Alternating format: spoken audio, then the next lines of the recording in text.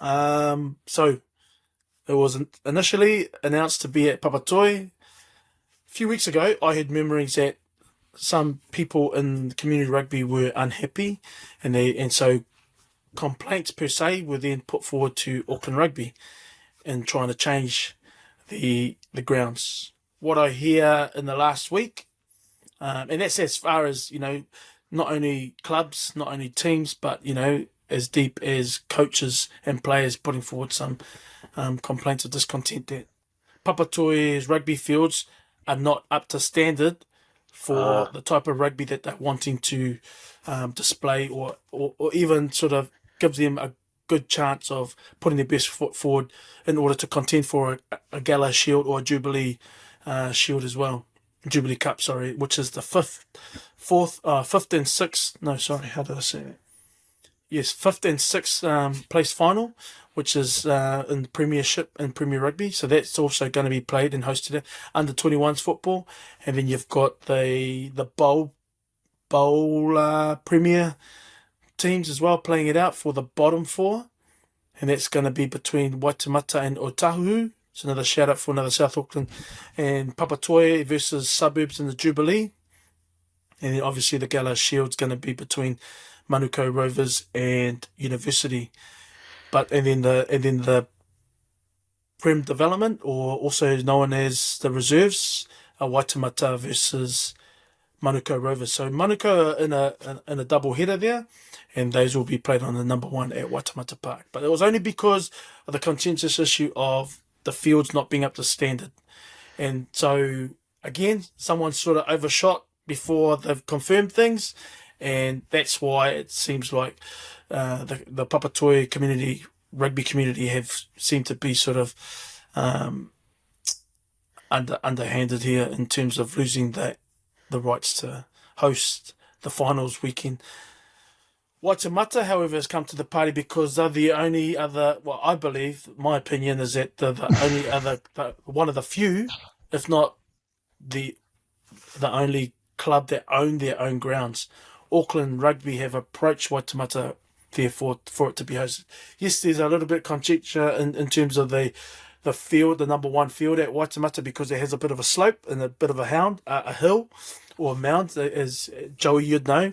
So you sit on one side of the field on the long edge, and you look across to the other, and then you won't be able to see the other side because there's a bit of a rise in the middle of the field. But it's the number one field at Waitemata Park, and that's where the Prem Development final as well as the Gallaher final will be played at 1 o'clock and 3 o'clock respectively. However, again, even though they've already announced that all of the 5 matches are going to be housed at Waitemata Park, there's still confirmation to be had for the Jubilee Cup, with the Suburbs, who are just down the road anyway in Blockhouse Bay, just to host the game there, because the number 2, number 3 fields might not be up to scratch anyway at Waitemata oh, Park. So, mate, come on. and that, I think that just brings about. I mean, we saw in the under 20s World Cup. Who would have thought that this generation would experience muddy fields in the in South Africa where they are? But I think wet weather has caused a lot of the fields to be damp underfoot, and so it doesn't matter where you go. It's probably going to be.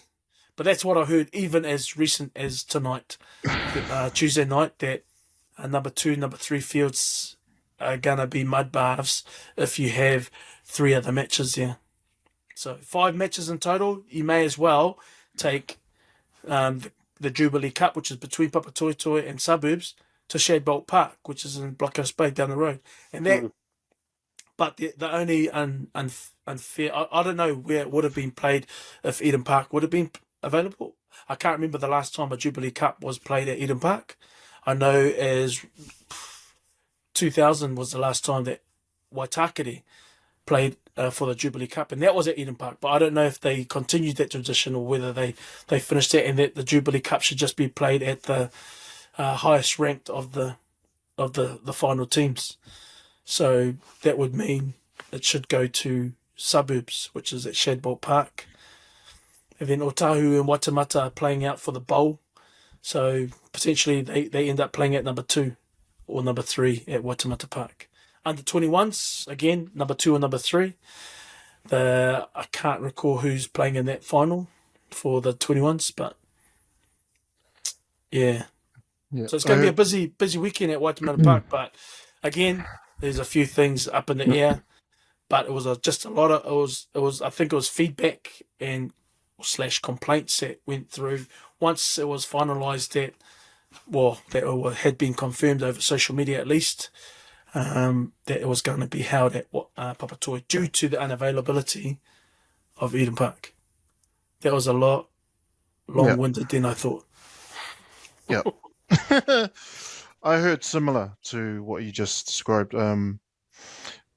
After talking to a few rugby heads in the Papatoetoe circles, as early as last Thursday evening, when I was in Auckland, because I was asking around what the fuck happened to Papatoetoe hosting the grand final, the Gallaher Shield final, and unfortunately, it seems like Auckland Rugby have got off scot-free without being blamed for all of this shenanigans and debacle. Auckland Rugby basically said to Papatoetoe, there you go, you guys are the hosts, deal with it. Without even checking if they had the grounds to be able to host those 5 games you mentioned, Rog, and checking with the council if they have permits. So apparently you need permits to be able to do that kind of thing and hold that kind of crowd. And unfortunately, Papatoetoe don't have the permits, nor were they going to get the permits, which is accurate to what you said. So they looked for another club, and before they got to Waitemata as their chosen venue location, they looked at other clubs in Auckland and to see who could host it.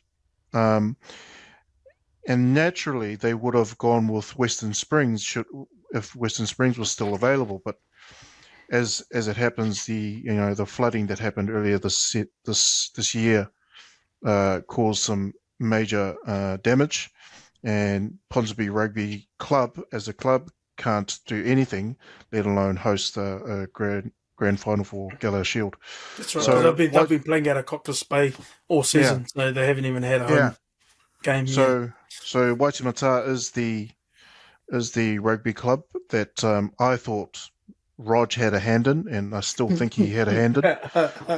I still think he was able to pull some strings there at Auckland Rugby to get that as the ground. But it's not a bad ground. It's got a good grandstand.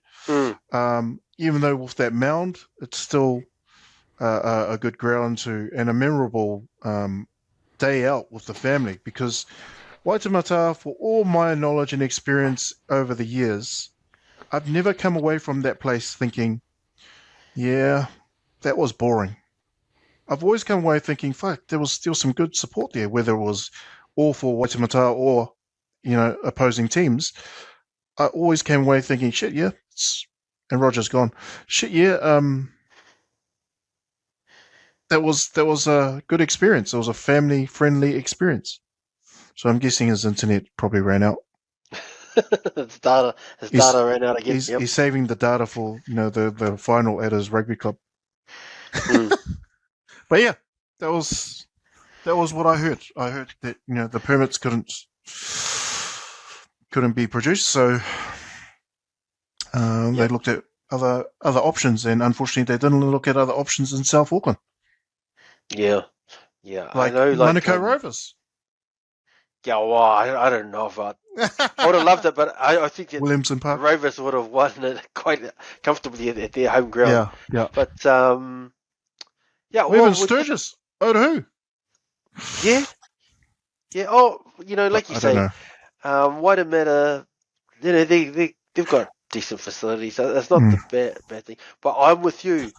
Auckland Rugby have bumbled this, and they've got off scot-free. Everyone's questioning, what happened? How did come these guys got, and all the rest of it. Yeah. Well, Auckland Rugby should have sorted this stuff out. It's on them.